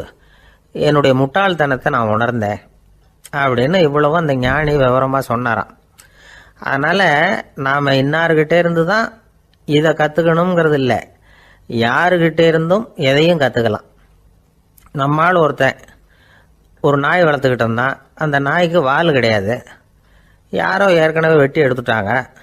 இந்த நாய் தான் சார் எனக்கு குரு, அதுகிட்டே இருந்து கூட நான் பாடம் கற்றுக்கிட்டு இருக்கிறேன் அப்படின்னா. அப்படி என்ன கற்றுக்கிட்டேன் இந்த வால் இல்லாத நாய்கிட்டே இருந்து அப்படின்னு கேட்டோம். நாம் யாருக்கிட்டையும் வாலாட்டக்கூடாது அப்படிங்கிற பாடத்தை அதுகிட்டே இருந்து தான் நான் கற்றுக்கிட்டேன் அப்படின்னா. விவசாயிகள் அவங்க விவசாயம் முன்னேறி இருக்கிற அளவுக்கு விவசாயிகளுடைய வாழ்க்கை தரம் முன்னேறலை. அந்த அளவுக்கு அவர்கள் நாட்டுக்காக உழைச்சிக்கிட்டு இருக்கிறாங்க. அந்த காலத்திலே அதை பற்றி ஒரு கதை சொல்றது உண்டு. ஒரு வயசான ஆள் நிலத்தில் ஏறு ஊதுகிட்டு இருந்தாராம். கிழிஞ்சு போன ஒரு சின்ன துண்டை தான் இடுப்பில் கட்டியிருந்தாராம். தலையில் ஒரு கந்தலை சுற்றி இருந்தார். உடம்பு பூரா சேரு, ரொம்ப ஏழை. ஏறு ஓட்டிகிட்டு இருக்கிறவர் வேற எப்படி இருப்பார்? இருந்தாலும் அந்த ஆள் ரொம்ப ஜாலியாக பாட்டு பாடிக்கிட்டே ஏறு ஊதுகிட்டு இருந்தாராம். உடம்புல தான் அவர் ஏழையை தவிர மனசில் ஒரு ஏழையா தெரியல. அந்த சமயத்தில் அந்த நாட்டு ராஜா அந்த பக்கமாக குதிரை மேலே வந்தாராம். வேட்டைக்கு போயிட்டு பரிவாரங்களோட திரும்பி வந்துகிட்டு இருக்கிறார். ரொம்ப செல்வ செழிப்புல இருக்கிற ராஜா அவரு இந்த வயசான விவசாயியை பார்த்திருக்கார். இந்த ஆள் ரொம்ப ஏழைங்கிறது அவர் பார்த்தாவே பளிச்சுன்னு தெரியுது. கட்டிக்கிறதுக்கு நல்ல துணி இல்லை, உடம்போ இழைச்சி போயிருக்குது, வயிறு முதுகுல போய் ஒட்டிக்கிட்டு இருக்கு, கண்ணு குழு விழுந்து போயிருக்குது. ஆனாலும் முகத்தை பார்த்தா சந்தோஷமா இருக்கிற மாதிரி இருக்கு. இவ்வளவு உற்சாகமா பாடிக்கிட்டு இருக்கிறாரு அப்படின்னு ஆச்சரியமா நினைச்சு பார்த்தார் அந்த ராஜா. சரி, அவர்கிட்ட கொஞ்சம் பேச்சு கொடுத்து பார்க்கலாம் அப்படின்னு முடிவு பண்ணார். ஐயா பெரியவரே, இப்படி கொஞ்சம் வர முடியுமான்னாராம். பொழுது போறதுக்குள்ள நான் இந்த வயல் பூரா உழவு ஓட்டி ஆகணும், அதனால பேசுறதுக்கு நேரம் இல்லை அப்படின்னாராம் அந்த பெரியவர். என்ன அவ்வளவு அவசரமா? மீதி இருந்தா நாளைக்கு உழுதக்கூடாதா? அது சரி, உனக்கு எத்தனை ஏக்கர் நிலம் இருக்கு அப்படின்னு விசாரிச்சிருக்கார் ராஜா. எனக்குன்னு சொந்தமா உள்ளங்கை அளவு கூட நிலம் கிடையாது. இது எங்க முதலாளியோட நிலம். இதை பூராவும் உழுது முடிச்சாதான் அவர் கூலி கொடுப்பார். நான் கூலிக்கு ஊதுகிட்டு இருக்கிறேன். உங்ககிட்ட பேசிக்கிட்டு இருந்தா அவருக்கு துரோகம் பண்ணது மாதிரி ஆயிடும் அப்படின்னாராம். ராஜா குதிரை விட்டு கீழே இறங்கினார். வரப்புல நடந்து அந்த பெரியவர்கிட்டயே போனாராம். சரி, ஒரு நாள் பூரா உழுதான் உனக்கு எவ்வளவு கூலின்னு கேட்டிருக்கார். 8 அணா கூலி கிடைக்கும்னாராம் அவர். இது ரொம்ப காலத்துக்கு முன்னாடி நடந்த ஒரு சம்பவங்கிறதுனால அப்ப 8 அணா கூலிங்கிறது ரொம்ப பெருசு. இருந்தாலும் அதுவும் அந்த ராஜாவுக்கு பெரிய கூலியா தெரியல. இவ்வளவுதானா, இதை வச்சுக்கிட்டு நீ எப்படி காலம் தள்ளுற அப்படின்னாராம். ஒன்னும் கவலை இல்லை அப்படின்னாராம் அவரு. ராஜாவுக்கு ரொம்ப ஆச்சரியமா போச்சு. 8 அணா கூலி வாங்குற இந்த ஆளு கவலை இல்லாம இருக்கிறார், ஏராளமான வசதியோட இருக்கிறன்னா கவலை இல்லாம வாழ முடியலையே அப்படின்னு நினைச்சு பார்த்திருக்கார். அது சரி, 8 அணாவில் எப்படி குடும்பம் நடத்துற அப்படின்னு கேட்டாராம். எனக்கு கிடைக்கிற 8 அணாவில் 2 அணா குடும்பத்துக்கு செலவழிக்கிறேன், 2 அணா பழைய கடனுக்கு கொடுக்குறேன், 2 அணா தர்மம் செய்யறேன், 2 அணா வட்டிக்கு கொடுக்குறேன், ஒரு குறையும் இல்லைன்னாராம். ராஜாவுக்கு ஒன்றும் புரியல. எனக்கு ஒன்றும் புரியலேன்னு இருக்காரு. ஐயா, எனக்கும் என் மனைவிக்கும் 2 அணா செலவாகுது. வயசான அம்மா அப்பா இருக்கிறாங்க, சின்ன வயசுல என்னை காப்பாத்தினவங்க அவங்க. அந்த கடனுக்கு 2 அணா செலவாகுது, அது பழைய கடன். என் தங்கச்சி ஒருத்தி ஆதரவு இல்லாத நிலைமையில தன்னுடைய மகனோட என் வீட்டுல இருக்கிறா. அவளுக்கும் அவள் மகனுக்கும் 2 அணா செலவு பண்றேன், அது தர்மம். எனக்கு 2 பிள்ளைங்க இருக்கிறாங்க, அவங்களுக்கு 2 அணா செலவு பண்றேன், அது வட்டிக்கு கொடுக்கறது மாதிரி. பிற்காலத்துல அவங்க எங்களை காப்பாத்துவாங்க. அந்த வகையில நான் திருப்தியோட வாழ்ந்துகிட்டு இருக்கிறேன் அப்படின்னாராம். ராஜாவுக்கு அர்த்தம் புரிய ஆரம்பிச்சுதான். அந்த பெரிய நிலத்தை விலை கொடுத்து வாங்கி அந்த பெரியவருக்கே தானமாக கொடுத்துட்டாராம். இப்போ ஊழவருக்கே நிலம் சொந்தமாயிட்டுது. அன்னையிலிருந்து அரசனுக்கும் ஆறுதல் கிடைச்சுதான். இப்படி ஒரு கதை சொல்லுவாங்க. எட்டனா வருமானத்தை வச்சுக்கிட்டு எப்படி காலத்தை தள்ளுறதுன்னு சொல்றதுக்காக இந்த கதையை சொல்றதாக யாரும் தப்பா நினைச்சுக்க கூடாது. கிடைக்கிறத எப்படி பங்கு போடுறார், எப்படி திருப்தியா வாழறார் அப்படிங்கிறது தான் முக்கியம். அது மாதிரி இன்றைக்கு இந்த பொங்கல் திருநாள்ல உழவர்கள் மனசு மகிழ்ச்சியா இருந்ததுன்னா அது எல்லாரும் மகிழ்ச்சியா இருக்கிறது மாதிரி அர்த்தம். அதனால அவர்கள்ட்ட இருந்து நாம பாடம் கத்துக்கணும். சில உழவர்கள் தங்கள் நிலத்துல விளையறத தாங்கள் சாப்பிட மாட்டாங்க. அடுத்தவங்கள்ட்ட வித்துட்டு சந்தையில போய் வேற அரிசி வாங்கிட்டு வந்து தான் இவங்க சாப்பிடுவாங்க. அப்படிப்பட்ட விவசாயிகள்லாம் இது உண்டு. பங்கிடுகிற பண்பை உழவர்கள்ட்ட இருந்து கற்றுக்கொள்ளுங்கள் அப்படிம்பாங்க. ஒரு ஆள் நிம்மதியா மகிழ்ச்சியா இருந்தானா உங்க நிம்மதிக்கும் மகிழ்ச்சிக்கும் என்ன காரணம்னு கேட்டிருக்காரு இன்னொருத்தர். என்கிட்ட இருந்தது பூராவே என் பிள்ளைங்களுக்கு சமமா பங்கு போட்டு கொடுத்துட்டேன், எனக்குன்னு எதுவுமே வச்சுக்கல, அதுதான் நிம்மதிக்கு காரணம்னு இருக்கான். உங்ககிட்ட இருந்தது எவ்வளவு இருந்தது அப்படின்னு கேட்டிருக்காரு அவரு. மொத்தமா ஒரு 50,000 ரூபாய் இருக்கும் அப்படின்னு இருக்கான். அவ்வளவும் பணமாவே இருந்ததா அப்படின்னு கேட்டிருக்காங்க அவங்க. இல்லைங்க, அவ்வளவும் கடன், அதை தான் பிரிச்சு கொடுத்துருக்கேன் பிள்ளைங்க கிட்ட அப்படின்னு நானும். அவன் மனித நேயம்ங்கிறத பற்றி சொல்லுவாங்க. மனித நேயம் ஏன்னா ஒரு கணவன் கணவனாக இருக்கணும், மனைவி மனைவியாக இருக்கணும். ஒரு மனுஷன் இன்னைக்கு மனிதன் மனிதனாக இல்லை, மனித நேயம் குறைஞ்சி போச்சு. இது குடும்ப உறவுகள்லாம் ரொம்ப மாறி போச்சுன்னு சொல்லலாம். இப்போ நாகரிகத்தில் அப்படி தான் இருக்குது. ஒரு இதில் ஒருத்தன் என்ன பண்ணியிருக்கிறான், ஒரு சின்ன பையனை கொண்டு வந்தானா. ஒரு சின்ன பையன் பக்கத்தில் இருக்கான். ஒரு பெரியவர் கேட்டிருக்காரு, யாருப்பா அந்த பையன் அப்படின்னு கேட்டிருக்காரு. இவன் சொன்னான்னா, இந்த பையன் எனக்கு தூரத்து உறவு, எனக்கு தூரத்து உறவுன்னு இருக்கான். சரி, தூரத்து உறவுன்னா எப்படி அப்படின்னு கேட்டிருக்கான். இந்த பையன் எங்கள் அப்பாவுக்கு 8வது புள்ள அப்படின்னானா. கூட பிறந்தவனே அவ்வளோ தூரமாக போயிட்டான், 8வதாக பிறந்தான். அப்படி இருக்கு குடும்ப உறவுகள்ங்கிறது. மனுஷனுக்கு வேல்யூ விஞ்ஞானம் எப்படி போட்டிருக்குன்னா, ஒரு மனித உடம்பில் இருக்கிற கால்சியத்தை மட்டும் தனியாக எடுத்தால் ஒரு சின்ன ரூமுக்கு வெள்ளை அடிக்கலாமா. ஒரு மனுஷ உடம்புல இருக்கிற பாஸ்பரஸை மட்டும் தனியாக எடுத்தால் ஒரு 40 நெருப்பு வச்சு தயார் பண்ணலாம். ஒரு மனுஷ உடம்புல இருக்கிற இந்த கொழுப்பு சத்தை மட்டும் தனியாக எடுத்தால் ஒரு 7 சோப்பு கட்டி தயார் பண்ணலாம். அது மாதிரி ஒரு மனுஷ உடம்புல இருக்கிற இரும்பு சத்தை மட்டும் தனியாக எடுத்தால் ஒரு 2 அங்குல அணி 2 செய்யலாம். இவ்வளவுக்கும் விலை போட்டால் 42 ரூபா 50 காசு. இதுதான் மனுஷனுக்கு விஞ்ஞானம் போட்டிருக்கிற விலை. அது எப்போ அது ஒசரும்னா, அவன் மனுஷனாக இருக்கிற வரைக்கும் இருக்கிறப்ப. அதுவும் செத்து போனால் அதுவும் கிடையாது, செத்து போனால் அதுவும் குறைஞ்சிரும். மிருகங்களுக்கெல்லாம் அப்படி இல்லை, செத்ததுக்கு அப்புறம் விலை கூடும். அங்கெல்லாம் எல்லா ஊர்லேயும் பார்த்திங்கன்னா உயிர் கோழி 50 ரூபா, உரிச்ச கோழி 60 ரூபான்னு போட்டிருக்கோம். செத்ததுக்கு அப்புறம் 10 ரூபா அதிகம். மனுஷன் நீ உயிர் மனுஷன் 42 ரூபா 50 காசு, செத்ததுக்கு அப்புறம் 52 ரூபான்னா நீயே வச்சுக்கிடாது, எனக்கு எது கண்டுபிடும். அவன் எப்போ அவனுக்கு வேல்யூ கூடும்னா, மனிதன் மனிதனாக வாழும்பொழுது தான் வேல்யூ கூடும். குடும்பத்தில் அந்த அந்த பாசத்தோடு வாழணும்னு கடவுள்கிட்ட கேட்டு சொன்னாங்களே, அதுதான். இந்த சமூகங்கிறதும் ஒரு பெரிய குடும்பம்தான். அதனால தான் இந்த நாட்டுக்குள்ள பெருமையை எல்லாரும் ஒற்றுமையாக இருந்தால் எதையும் சாதிக்கலாம்ங்கிறது தான் இந்த நாட்டுக்குள்ள பெருமை. அப்படி நிரூபித்தோம். அதனால் சமூகங்கிறதும் ஒரு குடும்பம் மாதிரி இருக்கிறது தான் பெருசு. இப்போ சில இதெல்லாம் இப்போ ஜாதி மத வேறுபாடெல்லாம் நம்முடைய முன்னேற்றத்தை தடுக்கும். விலங்குகள் நம்மளோட மேலானது. அதான் ஒரு ஊரில் ஒரு சிவன் கோயில் இருந்து தான். சிவன் கோயிலில் அந்த புறாவெல்லாம் வளர்ந்துக்கிட்டு இருந்திருக்கு. அந்த மாடத்தில், சிவன் கோயில் மாடத்தில் புறாவெல்லாம் கூடியிருந்திருக்கு. உடனே அதுக்கு கும்பாபிஷேகம் பண்ணுறதுக்காக ஊரில் திட்டம் போட்டாங்க. சிவன் கோயிலுக்கு வெள்ளடிக்க ஆரம்பித்தாங்க.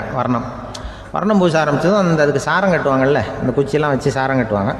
உடனே இந்த புறாவெல்லாம் என்ன பண்ணிச்சான், இனிமேல் நம்ம இங்கே வெள்ளை அடிக்கிறாங்க, கும்பாபிஷேகம் வருது, நம்ம இங்கே குடியிருக்க முடியாது, எதிர்த்தாப்புல எங்கே போகலான்னு பார்த்துருக்கு.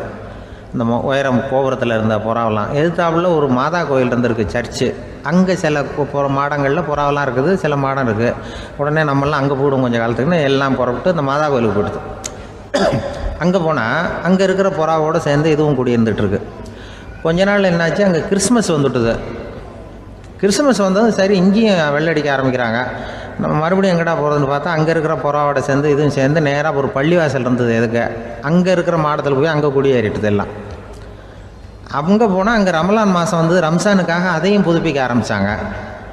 இது என்ன பண்ணுறதுன்னு சொல்லி இந்த 3 செட்டு புறாவும் சேர்ந்து என்ன பண்ணுச்சு, எங்கே போகலான்னு பார்த்தா மறுபடியும் அதுக்குள்ளே இந்த சிவன் கோயிலில் கும்பாபிஷேகம் முடிஞ்சு போச்சான். முடிஞ்சிருக்கு, அங்கே போடுவோம் எல்லாரும்னு சொல்லி எல்லா புறாவும் அந்த சிவன் கோயிலுக்கு வந்துடுது. அங்கே போய் மாடத்தில் அதை குடியிருந்துட்டுது. அப்போ திடீர்னு ஒரு நாள் பார்த்தா ஒரே கலவரம் பூமியில் எல்லாம் ஒருத்தனை ஒருத்தன் அருவாளை தூக்கிட்டு நிற்கிறான், குச்சி எடுத்தோம் ஒருத்தனை ஒருத்தர் சுட்டுக்கிறான், ஒரே கலவரம் சத்தம், ஒரே மத கலவரம் வந்துட்டுது ஊரில். அப்போது புறாவெல்லாம் மாடத்தில் இருந்துக்கிட்டு ஒரு குஞ்சு புறா அவங்க அம்மாட்ட கேட்டு தான், இது என்ன இந்த மனுஷனுக்கு என்ன ஆச்சு, இந்த மனுஷனுக்கு என்ன ஆச்சு, அவன் கத்தியை தூக்கிட்டு நிற்கிறானே அப்படின்னு கேட்டு தான். ஒரு குஞ்சு புறா அவங்க அம்மாட்ட கேட்டு தான், அம்மா புறா. இப்போ அம்மா அந்த புறா சொல்லித்தான், மனுஷனுக்கு இப்போ மதம் பிடிச்சிருக்கு, அதான் கத்தியை தூக்கிட்டு நிற்கிறான் அப்படின்ருக்கு. இப்போ நமக்கெல்லாம் பிடிக்கலையே அப்படின்னு தான். அப்போ அந்த புறா சொல்லித்தான், அந்த பாருமா, நாம் இந்த சிவன் கோயிலில் இருந்தாலும் நமக்கு புறான்னு தான் பேர், இந்த மாதா கோயிலுக்கு போனாலும் நமக்கு புறான்னு தான் பேர், பள்ளிவாசலுக்கு போனாலும் நமக்கு புறான்னு தான் பேர். அந்த மனுஷன் அப்படி இல்லை, அவன் இங்கே இருக்கிற வரைக்கும் இந்துன்னு சொல்லுவான், அங்கே மாதா கோயில் இருந்தான்னா கிறிஸ்தவன்னு சொல்லுவான், பள்ளிவாசலில் இருந்தான்னா முஸ்லீம்னு சொல்லுவான். அப்போ குஞ்சு புறா அது என்ன இப்படி பண்ணுறாங்க மனுஷங்க, இப்போ அவங்கள விட நம்ம வசதி போல் இருக்க, நம்ம தேவலாம் போல் இருக்க அப்படின்னு தான் அந்த குஞ்சு புறா. அப்போ அந்த தாய் புறா சொல்லித்தான், உண்மைதான், அதனால தான் நம்ம மேலான இடத்துல இருக்கிறோம், அவன் கீழே நிற்கிறான் என்னமோ அப்படின்னு சொல்லித்தான். இதுதான் அந்த குடும்பம்ங்கிறது, சமுதாயம்ங்கிறது ஒரு பெரிய குடும்பம். அது இந்த புறாக்கிட்டேருந்து மனுஷன் கற்றுக்க வேண்டியிருக்கு. அப்படி இருக்குது இன்றைக்கி மனுஷனுடைய நிலைமை. அதை புரிஞ்சுக்கணும். அப்படி தான் ஒவ்வொரு இதுலேயும் நாம் நடந்து கொள்ள வேண்டியிருக்குது. மிருகங்கள்டேருந்து கற்றுக்கிற வாய்ப்பெல்லாம் இருக்குது. அப்படி சொல்லுவாங்க. ஒருத்தர் வேகமாக வந்தார், அவசரமாக ஒரு செய்தித்தாள் வாங்கினார், அதை விட வேகமாக அங்கேயே நின்றுக்கிட்டு அதை புரட்டினார். ஒரு நிமிஷம் என்னத்தையும் ஆர்வமாக பார்த்தார், அதுக்கப்புறம் நிதானமா பேப்பரை மடிச்சு வச்சுக்கிட்டு அவசரம் இல்லாம நடந்து போனார். அவர்கிட்ட மெதுவா போய், அப்படி என்னத்த சார் அவ்வளவு ஆர்வமா பாத்தீங்க அப்படின்னு கேட்டோம். கடையில பேப்பர் வாங்கின உடனே முதல் காரியமா அதை பாத்துருவேன் சார் அப்படின்னார். ஏதேன்னு கேட்டோம். அதுதான் சார் ராசி பலன், அதை பார்த்தாதான் எனக்கு எல்லாமே சரியா ஓடும் அப்படின்னார். அது சரி சார், ராசி பலன்ல என்ன போட்டிருக்கு அப்படிங்கறத பாக்குறீங்க, சரி அதுல போட்டிருக்கிறது பிரகாரம் அன்னைக்கு சரியா நடக்குதா அப்படின்னு கேட்டோம். நடக்குதா இல்லையான்னு எல்லாம் சரி பார்த்துட்டு இருக்க மாட்டேன் சார், காலையில அதை பார்க்கணும், அதுல ஒரு ஆவல், அவ்வளவுதான். கிட்டத்தட்ட எல்லாருமே இதே மாதிரி ஒரு ஆர்வத்துலதான் அதை பார்த்துட்டு இருக்கிறாங்க. ராசி பலன் பாக்குற பழக்கம் தமிழர்கள் கிட்ட ரொம்ப அதிகமா இருக்குதுங்கிறார் ஒரு பேராசிரியர். அவர் எழுதியிருந்த ஒரு ஆய்வு கட்டுரை ஒண்ணு சமீபத்துல படிச்சோம். ராசி பலன் போடாம வர்ற நாளிதழ்கள் இங்க ரொம்ப குறைச்சல், அது போட்டாதான் அதிகமா விற்பனை ஆகுது. அதனால அதுல நம்பிக்கை இல்லாதவங்க கூட அதை போட்டுக்கிட்டு இருக்கிறாங்க. ரொம்ப வேடிக்கை சார், மெட்ராஸ்ல பேப்பர் வாங்கி தன்னோட ராசி பலன் பார்த்துட்டு பெங்களூர்ல ஓடுற குதிரை மேல பணம் கட்டுறவங்களும் உண்டு. ராசி பலன் பார்த்துட்டு லாட்டரி சீட் வாங்குறவங்களும் உண்டு. இந்தியாவில் அச்சாகிற மொத்த லாட்டரி சீட்ல 70% தமிழ்நாட்டுல தான் விற்பனை ஆகுதான். இது முன்னாடி இங்க அனுமதி இருந்த காலத்துல உள்ள கணக்கு. இப்பதான் அதை கட்டுப்பாடு பண்ணியாச்சு. வான் மண்டலம் பூ மண்டலத்தை பாதிக்கிறது உண்மைதான். அதை அறிவியல் பூர்வமா சிந்திக்கணும். அதை விட்டுட்டு இன்று நண்பரால் பண வரவு அப்படின்னு ராசி பலன் பார்த்துக்கிட்டு இருக்கிறோம். நம்முடைய நண்பன் இன்னைக்கு பணம் கொண்டாந்து கொடுக்க போறான்ங்கிறது ஆகாயத்துல உள்ள நட்சத்திரத்துக்கு எப்படி தெரியும்? அதுவும் இல்லாம இங்க உள்ள நண்பர்கள் எந்த காலத்துல பணம் கொண்டாந்து கொடுத்துருக்காங்க. நண்பர்களை பக்கத்திலேயே இருந்து பாக்குற நம்மாலேயே புரிஞ்சுக்க முடியல. எங்கேயோ இருக்கிற நட்சத்திரத்துக்கு என்ன தெரியும்? ஒரு காலத்துல நாம வாழ்கிற இந்த பூமி ஒரே இடத்துல நிலையா நிக்குதுன்னு, சூரியனும் சந்திரனும் பூமியை சுத்திக்கிட்டு வருதுன்னு நம்பிக்கிட்டு இருந்தோம். அந்த காலத்துல உருவான ராசி பலன் கொள்கையை சூரியனை சுத்தி தான் பூமி வருதுன்னு தெரிஞ்சுக்கிட்ட இந்த காலத்திலயும் நம்பிக்கிட்டு இருக்கிறது ரொம்ப வினோதம் தான். இந்த ராசி பலன் பாக்குற பழக்கம் நம்முடைய ஊக்கத்தை இழக்க செய்யக்கூடிய ஒரு பழக்கம். அது வேண்டியது இல்லைங்கிறது தான் அறிவாளிகள் கருத்து. இப்போ ஒரு உதாரணத்துக்கு நாமே ஒரு சோதனை செஞ்சு பார்ப்போமே. ஒரே நாள் வந்த தினசரி பேப்பர்கள் சிலதை எடுத்துக்கிட்டோம். அதுல ஒரே ராசிக்கு ஒவ்வொரு பேப்பர்லயும் என்ன பலன் போட்டிருக்கு பார்க்கலாமா? என்னுடைய நண்பர் ஒருத்தர் ராசிக்கு ஒவ்வொரு செய்தித்தாள்லயும் என்ன ராசி பலன்னு பார்த்தோம். ஒரு பேப்பர்ல செலவும் சிரமமும் அப்படின்னு போட்டிருக்கு, இன்னொரு பேப்பர்ல சுலபமாக நன்மை அப்படின்னு போட்டிருக்கு. இதுல எதை நம்புறது? நீங்களும் ஒரு நாள் இதை சோதிச்சு பாருங்க. பல பேப்பர் வாங்கி உங்க ராசிக்கு ஒவ்வொரு பேப்பர்ல என்ன போட்டிருக்குன்னு பாருங்க. எல்லாம் ஒரே விதமா இருக்காது, மாறி மாறி இருக்கும். என்னுடைய நண்பர் ஒருத்தர் நானும் ஒரு நாள் கடையில பேப்பர் வாங்கணும். நண்பர் ராசி பலன்ல எல்லாம் ரொம்ப நம்பிக்கை இல்லாதவர். இருந்தாலும் நான் பேப்பர் வாங்கின உடனே உங்க ராசி என்ன சொல்லுங்க, பலன் என்னன்னு பாக்கலாம்னு. அவர் சிரிச்சுக்கிட்டு அதெல்லாம் டூப்புங்க, அதை ஏன் பாக்குறீங்கன்னார். சும்மா சொல்லுங்கன்னு. என் ராசி தனுசு, அதுல பண வரவுன்னு போட்டிருக்கோம் அப்படின்னாரு. நான் பார்த்தேன், ஆச்சரியப்பட்டு போயிட்டேன். பண வரவுன்னு தான் போட்டிருக்கு சார், அது எப்படிங்க பார்க்காமலே கரெக்டா சொல்லிவிட்டீங்க அப்படின்னு கேட்டேன். அவர் மெதுவா கிட்ட காதோட காதா சொல்றார், அந்த பேப்பருக்கு தினமும் ராசி பலன் எழுதி கொடுக்கறதே நான் தான் சார் அப்படின்னார். அமெரிக்க ஜனாதிபதி ஆப்ரஹாம் லிங்கன் ஒரு நாள் தன்னோட கோச்சு வண்டியில தலைநகரான வாஷிங்டனுக்கு போயிட்டு இருக்கிறார். கோச்சு வண்டி ஒரு சாலையில போயிட்டு இருக்கு. அந்த சாலைக்கு ஒரு பக்கத்துல பயங்கரமான சதுப்பு நிலம். சதுப்பு நிலம்னா அது புதைகுழி, புதை மணல்ங்கிறோம்ல, அது மாதிரி. அந்த சதுப்பு நிலத்தில் யாராவது மாட்டிக்கிட்டா அவ்வளோதான், ஆளை கொஞ்சம் கொஞ்சமாக உள்ள அமுக்கிவிடும், தப்பிச்சு கரையேறது கஷ்டம். அப்படிப்பட்ட நிலம் அது. ஆப்ரஹாம் லிங்கன் ஏதோ ஒரு முக்கியமான அரசாங்க வேலையாக போயிட்டு திரும்பி வந்துகிட்டு இருக்கிறார். அதனால் அந்த சமயத்தில் அவர் விலை வசந்த ஆடைகளை அணிஞ்சிருக்கிறார். அப்படி அவர் அந்த கோச்சு வண்டியில் வந்துகிட்டு இருக்கிறாரு. அந்த சமயத்தில் ஒரு காட்சி அவர் கண்ணில் பட்டுட்டுது. என்ன தெரியுமா? ரோட்டுக்கு பக்கத்தில் இருந்த சதுப்பு நிலத்தில் ஒரு இளம் பன்றி குட்டி சிக்கிக்கிட்டு தவிச்சிக்கிட்டு இருக்குது, பரிதாபமாக கத்திக்கிட்டு இருக்குது. அதை பார்த்தார் லிங்கன். அவருக்கு என்ன மாதிரி ஆயிட்டுது. உடனே வண்டியை நிறுத்த சொன்னார். கீழே இறங்கினார். தன்னோட விலை வசந்த ஆடைகளை பற்றி லட்சியம் பண்ணவே இல்லை. தனக்கே ஆபத்து வரலாம்ங்கிறத பற்றியும் கவலைப்படலை.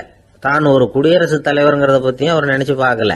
நேராக அந்த சதுப்பு நிலம் பக்கமாக போனார். அந்த சேத்துல இறங்கி பன்றிக்குட்டியை காப்பாற்றி கரைக்கு கொண்டுட்டு வந்து சேர்த்துட்டார். அதுக்கப்புறம் நிம்மதியாக கோச்சு வண்டியில் ஏறி வெள்ள மாளிகைக்கு வந்து சேர்ந்தார். ட்ரெஸ்ஸு உடம்பு பூரா சேறு சகதி. பார்க்குறவங்களுக்கெல்லாம் ஆச்சரியமாக போச்சு. அவங்களுக்கு ஒன்றும் புரியல.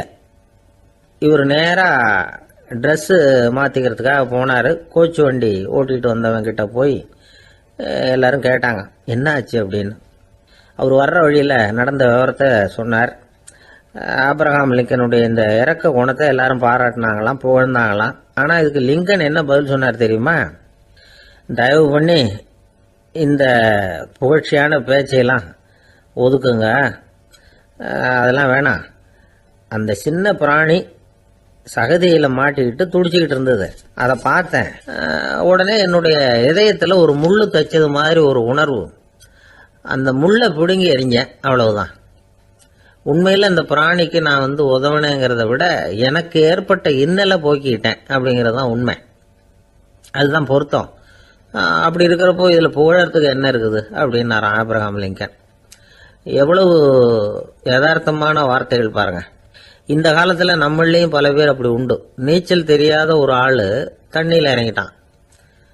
தண்ணி ஆழங்கிறது அப்புறமா தான் தெரிஞ்சுது. தத்தளிக்க ஆரம்பிச்சுட்டான். வாழ்னு கத்துறான். கரையில் நின்றுட்டு இருந்த ஒருத்தர் இதை பார்த்தார். உடனே அவருக்கு இதயத்தில் முள்ளு தைச்சது மாதிரி ஒரு உணர்வு. உடனே குபீர்னு தண்ணியில் பாஞ்சார். அவரை காப்பாற்றி கரைக்கு கொண்டுட்டு வந்து சேர்த்தார். இதை பார்த்துக்கிட்டு இருந்த இன்னொருத்தர் காப்பாற்றின அந்த ஆளை பாராட்டி புகழ்ந்தார். என்ன புகழாதீங்க சார் அப்படின்னார் அவர். ஏன்னு கேட்டார் இவர்.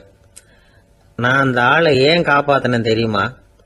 அவன் நேற்றுக்கு என்கிட்ட 300 ரூபா கடன் வாங்கியிருக்கிறான். இவன் தண்ணியில் போட்டான்னா நான் கொடுத்த கடனும் தண்ணியில் போடும். அதனால தான் விழுந்து காப்பாற்றினேன் அப்படின்னா அந்த ஆள். ஒரு ஊரில் ஒருத்தர் இருந்தான். ஒரு நாள் காலையில் எழுந்திரிச்சான். ஒரு 10 ரூபாய் எடுத்து சட்டை பையில் வச்சுக்கிட்டான். கடை தெருவுக்கு புறப்பட்டான். காய்கறி வாங்குறதுக்காக அவன் போகிறான். காய்கறி சந்தைக்கு போய் சேர்ந்தான். கத்திரிக்காய் 1/4 கிலோ கொடுங்கன்னா கொடுத்தாங்க. காசு கொடுக்கறதுக்காக சட்டை பையில் கையை விட்டான். பணத்தை காணும். 10 ரூபாய் சட்டை பையில் வச்சுக்கிட்டு தான் வந்தான். அது இப்போ அங்கே இல்லை. வழியில் எங்கேயும் அது விழுந்துடுது போல் இருக்கு. அல்லது யாராவது திருடர்கள் தெரியாமல் அதை எடுத்துக்கிட்டு போட்டாங்களா என்னன்னு தெரியல. எப்படியோ 10 ரூபாய் அவன் இழந்துட்டான். கையில் காசு இல்லை. அதனால் கத்திரிக்காயை திருப்பி கொடுத்துட்டு கவலையோட வீட்டுக்கு திரும்பி வந்தான். அதையே நினச்சிக்கிட்டு இருந்தான். அவனுக்கு துக்கம் அதிகமாக போச்சு. அழ ஆரம்பிச்சுட்டான். காய்கறிகள் வாங்கிட்டு வந்து ஆனந்தமாக சமைச்சு சாப்பிட்லாம்னு நினச்சோம். அது முடியாமல் போச்சேங்கிற கவலை அவனுக்கு. அதனால் அதை மறக்கவே முடியல. இது நடந்து கொஞ்ச நாள் ஆச்சு. அதே மனுஷன் இன்னொரு நாள் அதே மாதிரி புறப்பட்டான். பணத்தை எடுத்து பையில் வச்சுக்கிட்டான். காய்கறி சந்தையை நோக்கி போய்கிட்டு இருக்கிறான். இப்போ வழியில் ஒரு ஏழை பையனை பார்த்தான். தம்பி எங்கே போகிற அப்படின்னு கேட்டான். ஐயா பள்ளிக்கூடத்துக்கு போய்கிட்டு இருக்கிறேன்னா அவன். சரி, அதுக்கே எவ்வளவு கவலையோடு போய்கிட்டு இருக்கிற அப்படின்னு விசாரித்தான் அவன். ஐயா நான் ரொம்ப ஏழை, வீட்டில் வசதி இல்லை, பரீட்சைக்கு பணம் கட்டணும், இன்றைக்கி கடைசி நாள், என்ன செய்கிறதுன்னு தெரியலன்னா. இவன் பார்த்தான். தாங்கிட்ட இருக்கிற பணத்தை எடுத்து அந்த பையன்கிட்ட கொடுத்தான். இதை வச்சுக்கோ, உடனே பணத்தை கட்டு, நல்லா படி, பரீட்சை எழுது அப்படின்னு சொல்லிவிட்டு திரும்பி வந்துட்டான். வெறுங்கையோடு திரும்பி வந்தும் வீட்டில் கேட்குறாங்க எங்கே காய்கறின்னு வழக்கம் போல் கேட்டாங்க. இவன் நடந்ததை சொன்னான். இப்போ வீட்டில் இருந்தவங்க அவங்ககிட்ட ஒரு கேள்வி கேட்டாங்க. ஏங்க இதே மாதிரி முன்னாடி ஒரு தடவை காய்கறி வாங்க போய் வெறுங்கையோடு திரும்பி வந்தீங்க, இப்போவும் வெறுங்கையோடு தான் திரும்பி வந்திருக்கிறீங்க. ஆனால் முன்னாடி வந்தப்போ வருத்தமாக இருந்தீங்க, இப்போ உங்கள் முகத்தில் வருத்தம் தெரியலையே அப்படின்னு கேட்டிருக்கிறான். அதாவது வீட்டில் இருக்கிறவங்க கேட்டாங்களாம். இப்போ அந்த மனுஷன் யோசிக்க ஆரம்பித்தானான். இந்த 2 நிகழ்வுகளுக்கு என்ன வித்தியாசம்? போன தடவை அவன் பணத்தை இழந்தான், இந்த தடவை அவன் பணத்தை இழந்திருக்கிறான். போன தடவை யாரோ திருடிட்டு போயிட்டாங்க, இந்த தடவை அவனாவே ஒரு பையன் பேரில் இறக்கப்பட்டு எடுத்து கொடுத்துருக்குறான். அன்னைக்கு பணம் போயிட்டுதேன்னு வருத்தமாக இருந்தது, இன்னைக்கு பணம் போனாலும் மனசுக்கு மகிழ்ச்சியாக இருக்குது, நிறைவாக இருக்குது. கொஞ்சம் யோசிச்சு பாருங்க. பணத்தை இழந்தது மகிழ்ச்சிக்கோ வருத்தத்துக்கோ காரணமாக இருக்க முடியாது. அப்படின்னா வேற எது காரணம்? அன்றைக்கு பணத்தை இழந்துட்டேன்னு அழுதான், இன்றைக்கு பணத்தை இழந்தாலும் மகிழ்ச்சியாக இருக்கிறான். ஆகவே மகிழ்ச்சிக்கும் துக்கத்துக்கும் இழப்பு காரணம் அல்ல, இழப்பு பற்றிய நம்முடைய அறிவு தான் காரணம் அப்படிங்கிறது பெரியவர்களுடைய கருத்து. எந்த பொருளும் நமக்கு கவலையை உண்டு பண்ணுறதில்ல, அந்த பொருள் பேரில் நாம் வைக்கிற பற்று தான் கவலையை உண்டு பண்ணுது. பொருள்கள் நம்ம விட்டுட்டு போயிட்டா நாம் அழுதுகிட்டு இருக்கிறோம், நாமே அதுகளை விட்டுட்டு வந்துட்டா மகிழ்ச்சியாக இருக்கிறோம். இந்த உண்மையை புரிஞ்சுக்கிட்டு நம்முடைய வாழ்க்கையை நல்ல விதமாக அமைச்சிக்கணும். ஒரு ஆள் அழுதுகிட்டு இருந்தான், ஏன்டா அழுகுறேன்னு கேட்குறார் ஒருத்தர். இழக்கிறதுக்கு எதுவும் இல்லை அதனால் அழறேன்னா. என்னடா சொல்கிறேன்னார். கிட்ட வாங்க சொல்கிறேன்னா.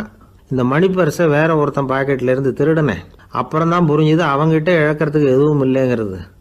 ஆமாங்க, இது காலி பர்ஸு, அதனால் இப்போ அழுதுகிட்டு இருக்கிறேன், திருடியும் பிரயோஜனம் இல்லை அப்படின்னு சொல்லிவிட்டு அழுதானா. கப்பல் கடலில் போய்கிட்டு இருக்கு.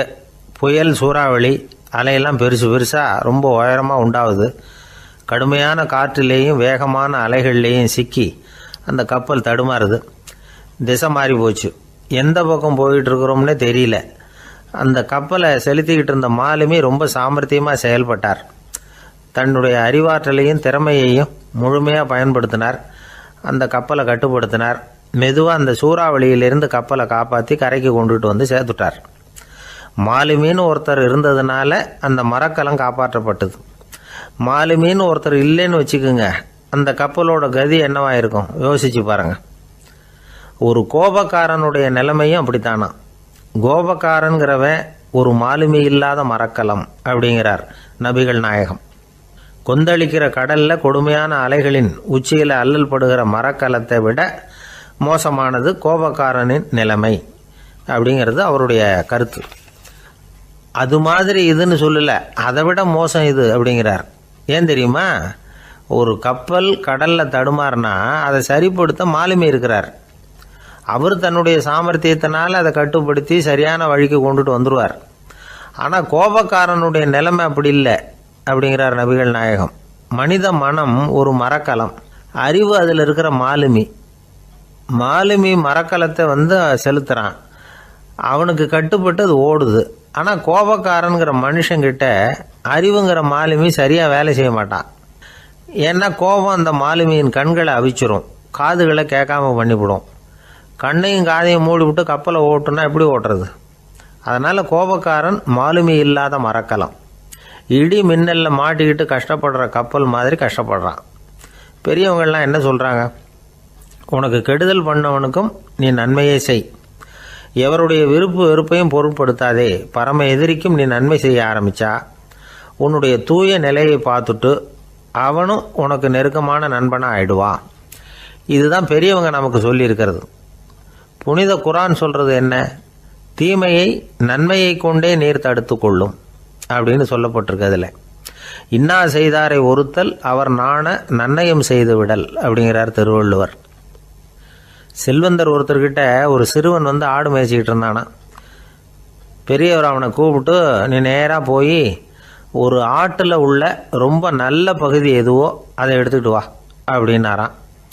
இவன் போனான். ஒரு ஆட்டு உடம்புல இருந்த நாக்கு, இருதயம், இது ரெண்டையும் எடுத்துகிட்டு வந்து கொடுத்தானான். பெரியவர் வாங்கி பார்த்தார். அதுக்கப்புறம் இப்போ நீ போய் இன்னொரு ஆட்டில் இருக்கிற ரொம்ப கெட்ட பகுதி எதுவோ அதை எடுத்துகிட்டு வா அப்படின்னாரான். இவன் போய் எடுத்துகிட்டு வந்தான். அவன் கையில் இருந்தது மறுபடியும் அதே மாதிரி நாக்கு, இருதயம், இது ரெண்டும் தான். என்னது இப்பவும் அதையே கொண்டுட்டு வந்திருக்கிற அப்படின்னாரான் பெரியவர். இவன் சொன்னானா, ஒரு உடம்புல உள்ள ரொம்ப நல்ல பொருளும் இதுதான், ரொம்ப கெட்ட பொருளும் இதுதான் அப்படின்னானா. இளம் வயசில் இப்படி பதில் சொன்னவர் தான் பேரறிஞர் லுக்மானுல் ஹக்கீம் அவர்கள். கோபப்படாமல் இருந்தால் இது ரெண்டும் நல்லா வேலை செய்யும், கோபப்பட்டால் இது ரெண்டும் மோசமாக வேலை செய்யும். அதை புரிஞ்சுக்கிறதுக்காகத்தான் இன்றைக்கி இந்த தகவல். கோபம் வந்துட்டால் நாம் என்ன செய்கிறோங்கிறது நமக்கே தெரியாது. ஒருத்தர் டாக்டர்கிட்ட போனார் அவசரமாக.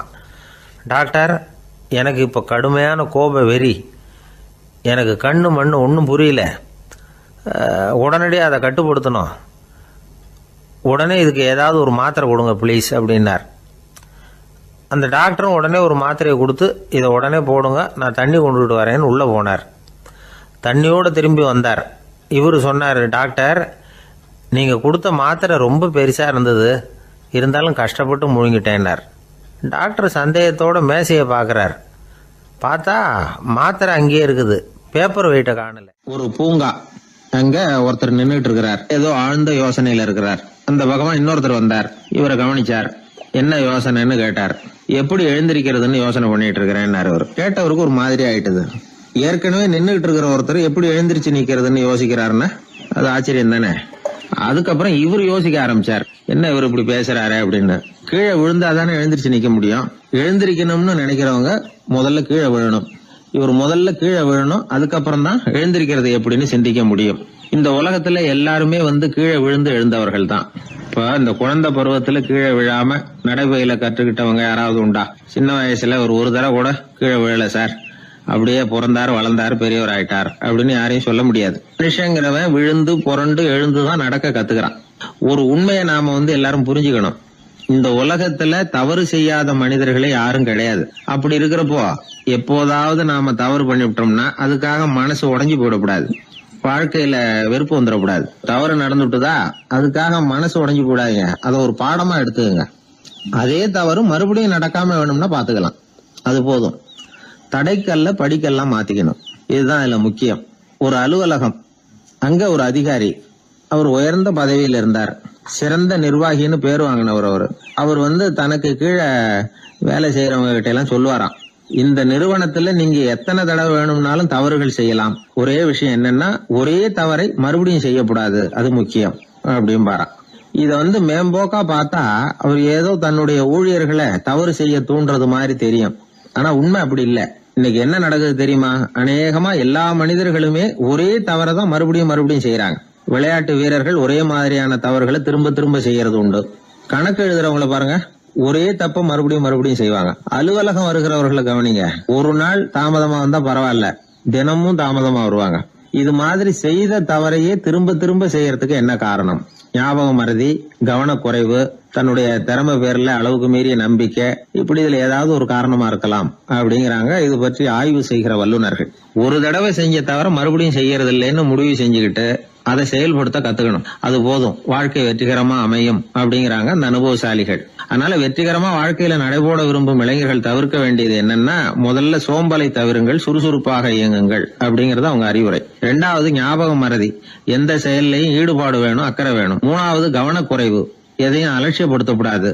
4வது என்னால முடியாதது எதுவுமே கிடையாது அப்படிங்கிற அளவுக்கு மீறிய நம்பிக்கை, அது ஆபத்துல கொண்டு போய் விட்டுரும். முதல் தவறு உங்களுக்கு ஒரு பாடமா அமையணும். ஒரு மனிதர் அவர் தன்னுடைய 2 காதலையும் கட்டு போட்டுக்கிட்டு வந்தார். அவருடைய நண்பர் அதை கவனிச்சுட்டார். என்ன சார் ஆச்சு, 2 காதலையும் கட்டு போட்டுருக்கீங்களே அப்படின்னு விசாரிச்சார். ஒண்ணுமில்ல சார், வீட்டுல ரொம்ப ஆர்வமா டிவியில கிரிக்கெட் மேட்ச் பாத்துக்கிட்டு இருந்தேன். இப்போ என்னுடைய மனைவி துணிகளுக்கு அயன் பண்ணிட்டு இருந்தாங்க. அயன் பாக்ஸ் அப்படியே வச்சுட்டு அடுப்பங்கரைக்கு போயிட்டாங்க. அந்த சமயம் பார்த்து டெலிபோன் பண்ணி அடிச்சது. அவசரமா ஓடி போய் அதை எடுத்து காதுல வச்சேன். அப்பதான் தெரியும் அது அயன் பாக்ஸ்ங்கிற விஷயம். சூடா இருந்ததா, சுட்டு விட்டுது அப்படின்னாரு. ஒரு காது சரி சார், 2 காது ஏன் அப்படி ஆச்சு அப்படின்னு கேட்டார். அதே ஆளு மறுபடியும் போன் பண்ணா சார் அப்படின்னாரு. இவர் எவ்வளவு தூரம் யோசிச்சிருப்பாரு பாருங்க. தவறு மறுபடியும் நடக்கக்கூடாது, முதல் தவறு உங்களுக்கு ஒரு பாடமாக அமையட்டும் அப்படிங்கிறது தான் இதுல இருந்து நாம தெரிந்து கொள்ள வேண்டிய கருத்து. அதனால தவறுகள் அதெல்லாம் தடைக்கெல்லாம் நினைக்க வேண்டாம், படிக்கெல்லாம் நினைப்போம். அப்படி நினைச்சோம்னா வாழ்க்கையில வெற்றி நிச்சயம். ஒரு ஊர்ல ஒரு கோயில் இருந்தது, ரொம்ப பழைய கோயில்.